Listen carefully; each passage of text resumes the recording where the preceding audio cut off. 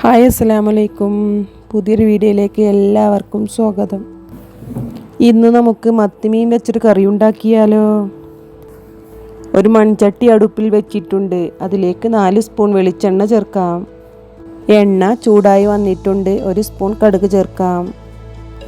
കടുക് പൊട്ടി വന്നിട്ടുണ്ട്. 2 തണ്ട് കറിവേപ്പില, ചെറിയുള്ളി, വെളുത്തുള്ളി ചതച്ചത് ചേർത്ത് നല്ലവണ്ണം ഇളക്കി കൊടുക്കാം. ഉള്ളിയെല്ലാം വഴന്ന് വന്നിട്ടുണ്ട്. 2 തക്കാളി കട്ട് ചെയ്ത് ചേർക്കാം. ഇടയ്ക്കിടെ ഇളക്കി കൊടുക്കാം. നമ്മുടെ തക്കാളി വഴന്ന് വന്നിട്ടുണ്ട്. മസാലപ്പൊടി ചേർക്കാം. 3 സ്പൂൺ മല്ലിപ്പൊടി, 1 സ്പൂൺ മഞ്ഞൾപ്പൊടി, 1 സ്പൂൺ മുളക് പൊടി, 1/4 ടീസ്പൂൺ വലിയ ജീരകപ്പൊടി. ഇവയെല്ലാം ചേർത്ത് നല്ലവണ്ണം ഇളക്കി കൊടുക്കാം. മസാലയുടെ പച്ചമണമെല്ലാം മാറി വന്നിട്ടുണ്ട്. 1 നെല്ലിക്ക വലുപ്പത്തിലുള്ള പുളി തിരുമ്മി പിഴിഞ്ഞെടുത്ത വെള്ളം ഒഴിച്ചു കൊടുക്കാം.